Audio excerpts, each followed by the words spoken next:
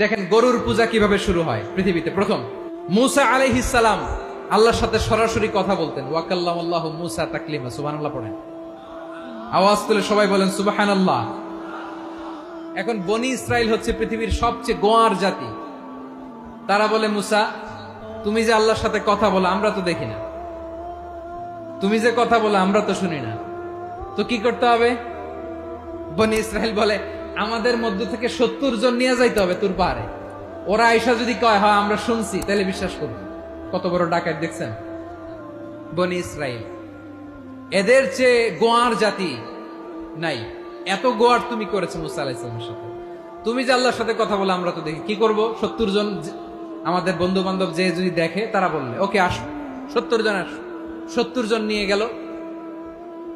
মুসা আলাইহিস সালাম হারুন আলাইহিস সালামকে খেলাফা দিয়ে গেলেন, আল্লাহ ওনাকে নবী বানালেন। মুসা আলাইহিস সালাম বললেন, হারুন খবরদার, বনি ইসরায়েলের মধ্যে তাওহীদের বাণী প্রচার করবা, ঐক্য ধরে রাখবা, বিচ্ছিন্ন হতে দিবা না। চলে গেছে। এইদিকে বনি ইসরায়েলের এক দুষ্ট লোক ছিল, নাম সামিরি। কি নাম? সামিরি। সে সবাইরে বলল তোমাদের স্বর্ণগুলো ফালাও। স্বর্ণগুলো ফেললো। বনি ইসরায়েলের স্বর্ণগুলোকে গলিয়ে সে একটা গরুর বাচ্চা বানালো। গোবৎস। কিসের বাচ্চা? দেখেন গরুর পূজা কিভাবে শুরু হয় পৃথিবীতে। প্রথম গোবৎস পূজা, গরুর বাচ্চার পূজা কিভাবে। সে স্বর্ণ গলি গরুর বাচ্চা করে জিবরাইল আলাইহিস সালাম যে জমিনে এসেছিলেন, ওই ফেরেশতার পায়ের নিচের একটু মাটি সে বুদ্ধি করে প্যাকেটে রেখে দিছিল। সে গরুর বাচ্চা বানায় স্বর্ণ দিয়ে গলিয়ে ওই মাটি এটার মধ্যে ঢুকাই দিছে ভেলকি দেওয়ার জন্য। স্বর্ণ দিয়ে বানানো গোবৎস গরুর বাচ্চার গায়ে যখন সেই মাটি ছুঁড়ে দেয়া হলো, এখন বাছুরের ভেতর থেকে ভ্যাঁ ভ্যাঁ আওয়াজ আসতেছে। কি আসতেছে? সবাই তো অবাক। সামিরি বলে, আরে তোমরা যে 70 জন দিয়ে মুসা আলাইহিস সালামরে পাঠাইছো, ওইদিকে এত ঘুরতেছে, আল্লাহরে খুঁজে পায় না, আল্লাহ তো এটার ভিতরে ঢুকছে। নাউজুবিল্লাহ বলবেন না?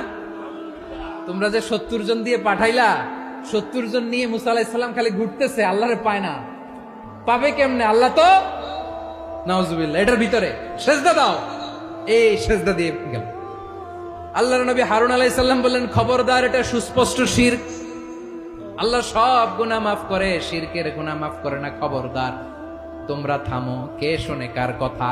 এই যে যেমন এখন আপনারা আমার কথা শুনতেছেন না? শুনতেছেন?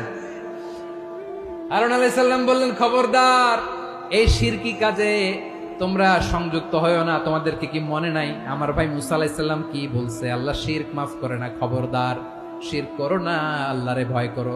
হারুন আলাইহিস সালাম তাদেরকে বুঝালেন।